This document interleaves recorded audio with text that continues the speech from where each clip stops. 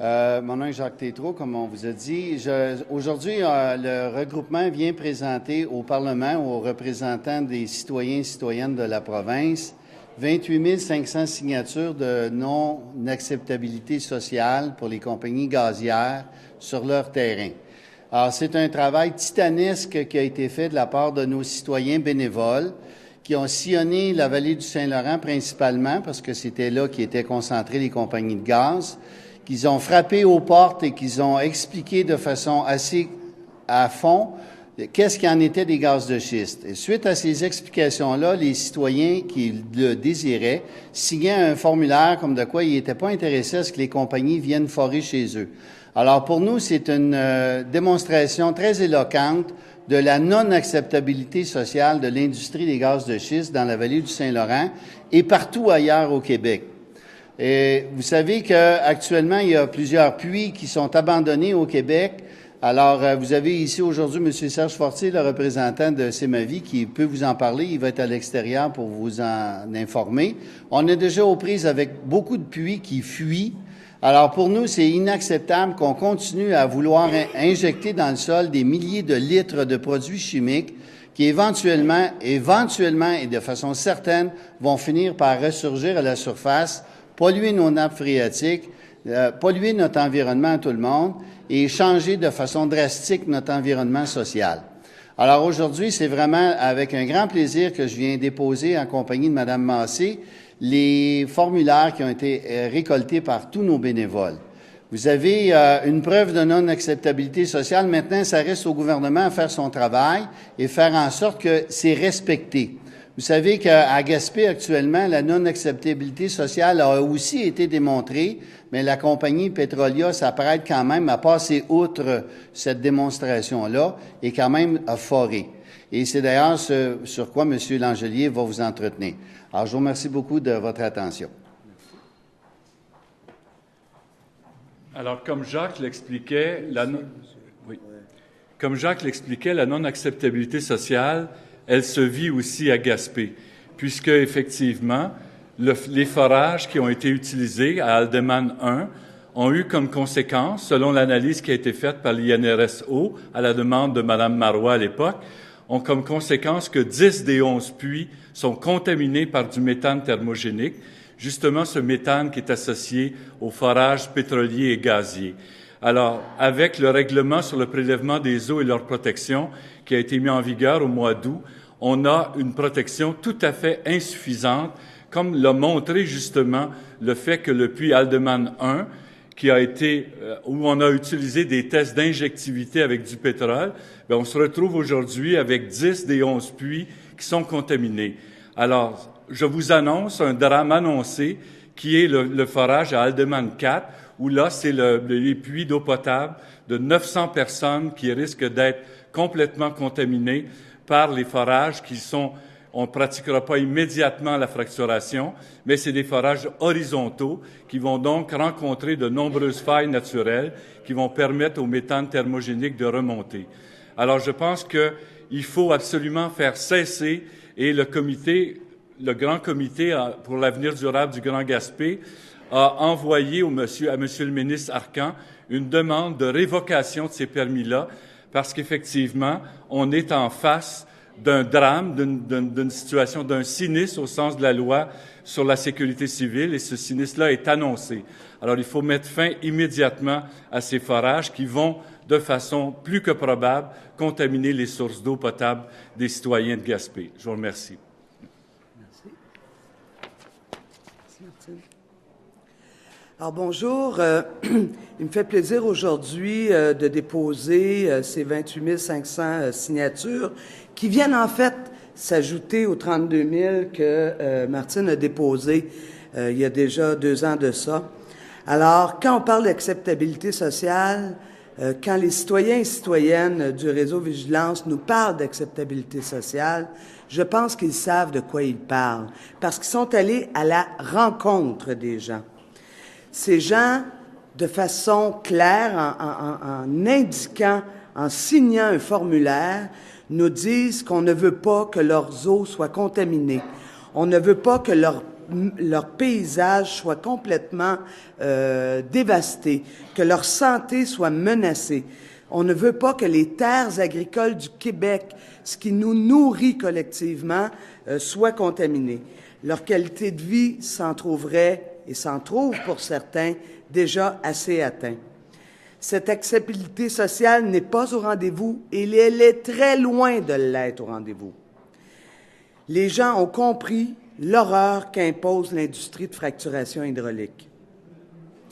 Aujourd'hui, je questionnerai le ministre Hortel, puisque nos amis ici ont tenté à plusieurs reprises depuis 6 mois d'être reçus pour expliquer au ministre Hortel leur expérience de démocratie, leur rencontre avec les citoyens, et malheureusement, le ministre a fait la sourde oreille.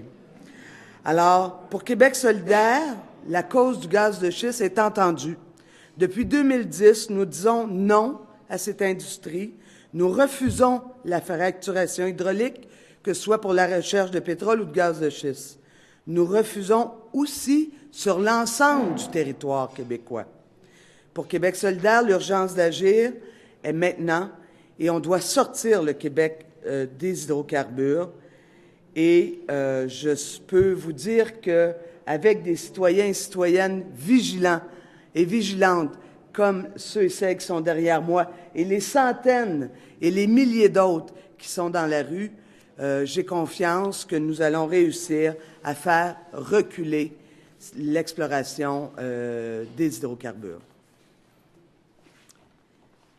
Donc, bonjour. Permettez-moi, dans un premier temps, de saluer les citoyens et les citoyennes de la rive nord, de la rive sud du fleuve Saint-Laurent, des gens qui ont travaillé d'arrache-pied. Le travail qu'ils ont fait, là, c'est gigantesque.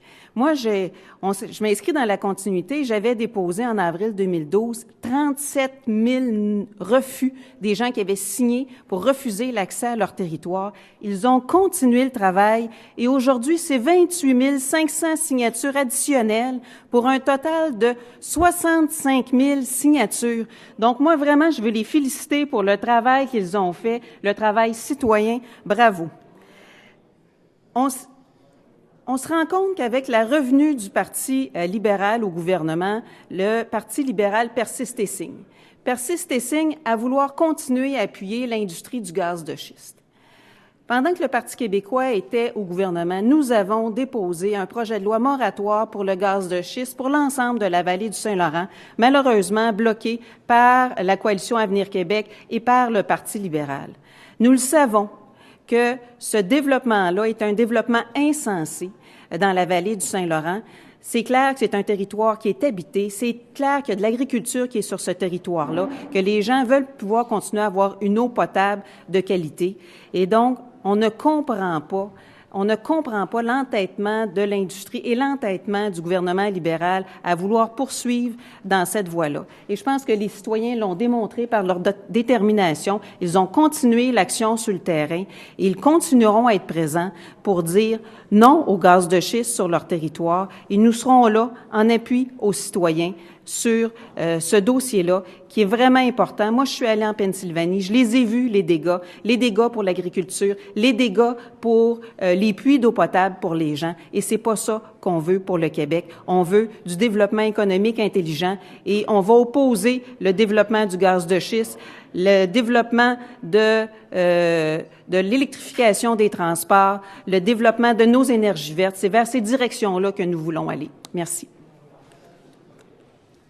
Nous allons passer à la période des questions. On ne prendra que les questions sur le sujet du point de presse. Si vous avez des questions pour les députés, vous pourrez le faire en aparté ensuite. Je vous invite, les journalistes, à vous présenter ainsi qu'à adresser votre question à une personne en particulier.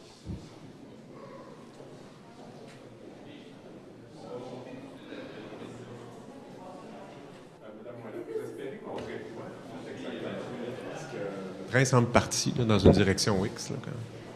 Bien là, on parle, vous avez vu déjà début de la semaine, et c'est toute une coïncidence parce que le travail des comités de citoyens était déjà avancé depuis un certain temps, mais on voit que l'industrie du gaz de schiste recommence leur représentation auprès du gouvernement libéral pour pouvoir faire des nouveaux projets. Et là, je comprends pas qu'ils nous parlent de projets pilotes. Il y a déjà 31 forages de fait, 19 de fracturés. On a l'information, on n'a pas besoin de nouveaux pilotes pour savoir que ça fait des dommages.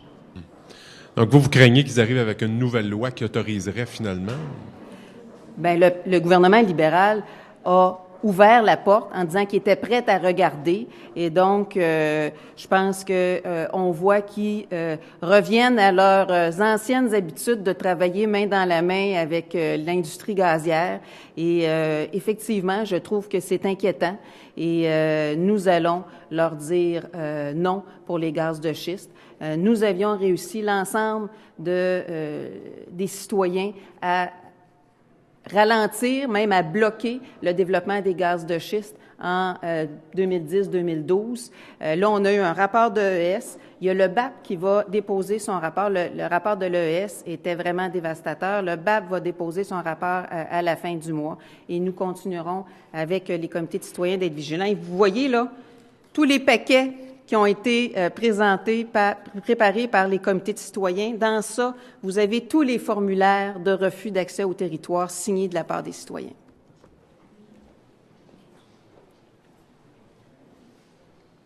Merci. C'était clair? Super.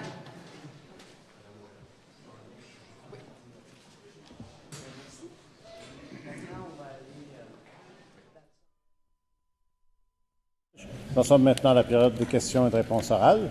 Je cède la parole à Monsieur le chef de l'opposition. Merci, Monsieur le Président.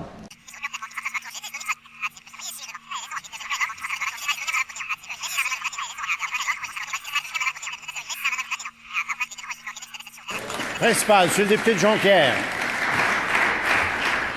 Oui, Monsieur le Président, pour une fois, mardi, le ministre de l'Environnement a été clair. Il ouvre la porte au gaz de schiste. Et ça, malgré un BAP en 2011, malgré 78 études qui disent qu'il n'y a pas d'acceptabilité sociale, qu'il y a des risques élevés pour l'environnement et la santé humaine, et malgré un deuxième BAP à venir. Mais ce n'est pas assez pour le ministre. Il veut enfoncer dans la gorge des citoyens les gaz de schiste. Et ça, le jour même que l'industrie annonce des projets pilotes d'exploration. Mais pourtant, depuis 2012, il y a eu 66 000 refus formels d'accès au territoire, dont il y a des représentants ici dans les tribunes. Qu'est-ce qu'il veut de plus, le ministre, Monsieur le Président? Est-ce qu'il va reconnaître qu'il n'y en a pas d'acceptabilité sociale et fermer à double tour l'exploration des gaz de schiste? Monsieur le ministre de l'Environnement. Merci, Monsieur le Président. Je crois qu'il va falloir faire un BAP juste pour essayer de comprendre la position du Parti québécois en matière d'hydrocarbures. Parce que je lis ce matin dans la presse, Monsieur le Président, que le député de Marie-Victorin, candidat à la chefferie du Parti québécois et critique de l'opposition officielle en matière d'énergie et ressources naturelles, propose d'utiliser les ressources exploitables de l'île d'Anticosti pour faire du Québec la première économie sans pétrole et vraiment verte des Amériques. Alors là, ce que je ne comprends pas, Monsieur le Président, c'est que d'un côté, on doit finir un BAP au niveau de l'industrie des gaz de schiste.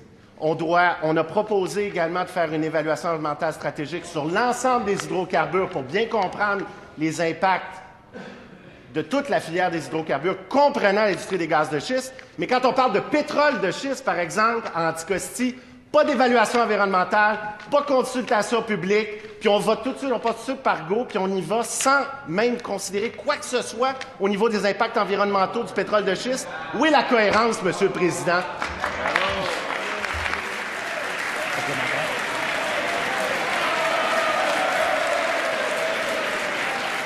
Complémentaire, Monsieur le député de Marie-Victorin. Monsieur le Président, c'est du grand n'importe quoi. On va s'adresser au ministre de l'Énergie. On va peut-être avoir une réponse. Cette semaine, le porte-parole de l'industrie du gaz de schiste, M. Binion, a déclaré « Avant, les Québécois ne comprenaient pas les problèmes énergétiques du Québec. Maintenant, ils comprennent. » Monsieur le Président, les Québécois de la vallée du Saint-Laurent, ils n'en voulaient pas du gaz de schiste avant, ils n'en veulent pas plus maintenant. Est-ce que le ministre de l'Énergie est d'avis qu'il faut rentrer dans la gorge des Québécois le gaz de schiste, même s'ils n'en veulent pas? Monsieur le ministre de l'Environnement. Monsieur le Président, nous avons été clairs, et ce depuis notre annonce sur le plan des hydrocarbures le 30 mai dernier. Il n'y a pas d'exploitation de gaz de schiste au Québec. Il y a eu le dépôt d'un projet de loi par le ministre de l'Énergie et des Ressources naturelles limitant les activités pétrolières et gazières. Il n'y a pas d'activité en matière de gaz de schiste. Cependant, quand on regarde du côté du Parti québécois, le 20 décembre dernier, le ministre de l'Environnement, Yves-François Blanchet, autorise la réception et le stockage de pétrole lourd d'Alberta à Sorel-Tracy. Et ce pétrole-là, il doit aller où? Il doit passer par le Saint-Laurent.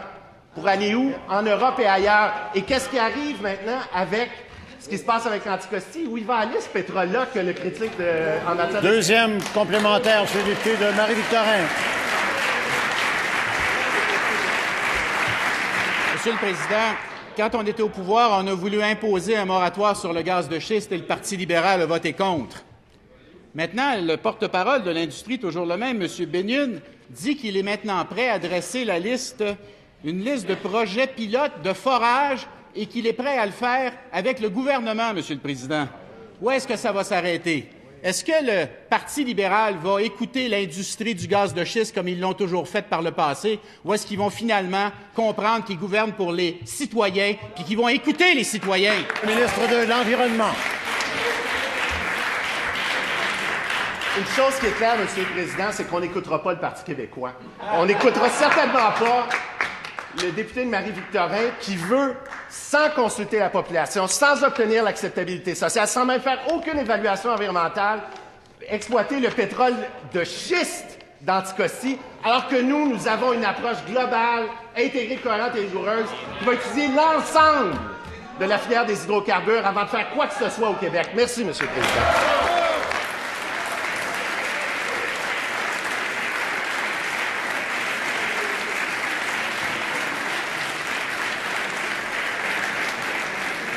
Principal, Madame la députée de Sainte-Marie-Saint-Jacques. S'il vous plaît. Monsieur le Président, je dépose aujourd'hui les déclarations de citoyennes et citoyens des 4 coins de la Rive-Nord, de la Rive-Sud, de la vallée du Saint-Laurent, qui disent 28 500 fois non au gaz et au pétrole de schiste. Avec ces déclarations de refus, ces personnes disent non à la fracturation hydraulique et disent « Vous n'entrerez pas chez nous ». Par un travail patient, le regroupement Vigilance Hydrocarbures Québec, dont je salue les gens qui sont dans les tribunes, ont récolté ces signatures une à une. Ces déclarations de refus s'ajoutent aux 37 000 déposées par la députée de Vachon en avril 2012. 66 000 personnes ont dit non et refusent de voir cette industrie saccager leur territoire. Depuis son élection, le ministre de l'Environnement n'a pas retourné les appels des citoyens et citoyennes inquiets. Est-ce que le ministre est prêt à les rencontrer aujourd'hui, après la période de questions? D'abord, est-ce qu'il y a consentement pour le dépôt des documents que Mme la députée vient de fournir? Consentement? Consentement. Monsieur le ministre de l'Environnement. Merci, Monsieur le Président. Je remercie le député pour sa question et je salue moi-même, même si je ne les vois pas, les gens qui sont dans la tribune. Il est clair que la question d'acceptabilité sociale en matière de gaz de schiste et même de toute forme d'exploitation des hydrocarbures est un élément fondamental de la question. C'est pour ça qu'on a mis en place une évaluation environnementale stratégique globale pour étudier la filière des hydrocarbures et un des 5 chantiers de cette évaluation, c'est de valider s'il y a acceptabilité sociale des projets. Il est clair pour nous, Monsieur le Président, que ce soit en gaz de schiste, en pétrole de schiste à Anticosti ou quoi que ce soit qui implique justement la question des hydrocarbures, il va falloir qu'un des éléments essentiels qui soit considéré, c'est l'acceptabilité sociale. Merci, Monsieur le Président. Première complémentaire, Madame la députée de Sainte-Marie-Saint-Jacques. Monsieur le Président, ce qu'on apprenait cette semaine dans les pages de Devoir, c'est que l'industrie de gaz de schiste veut lancer des projets pilotes à grande échelle par-dessus le marché, comme si les 31 puits déjà forés, dont plusieurs fuites, ne leur suffisaient pas. 66 000 signatures, c'est quand même une non-acceptabilité sociale, ça. Le ministre peut-il minimalement s'engager à fermer la porte à tout projet pilote avant d'établir un cadre rigoureux? Monsieur le ministre de l'Environnement. Merci, Monsieur le Président. Nous allons aller plus loin qu'à être rigoureux. Nous allons aussi être global, intégré et cohérent, Monsieur le Président.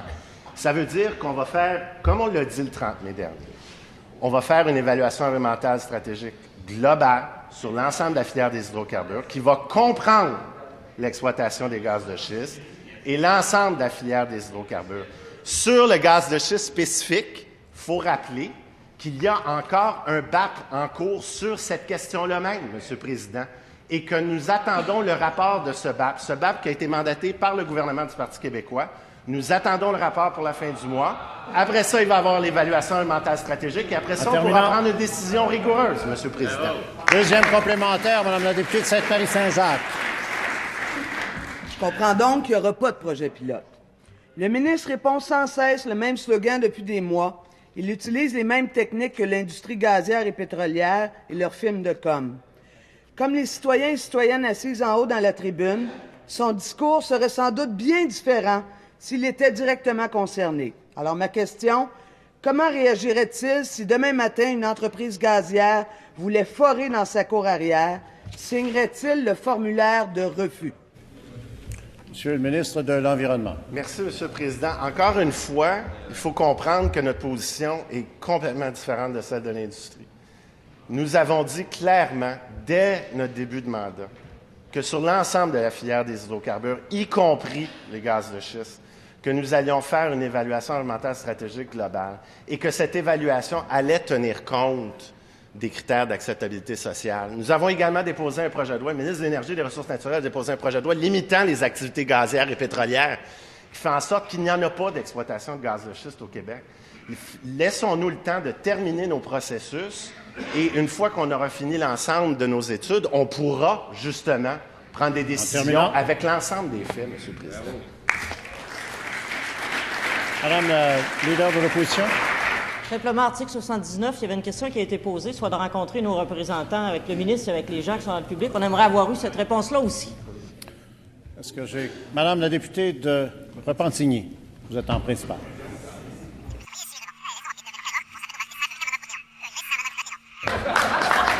Alors, cela met fin à la période de questions et de réponses orales. Voilà.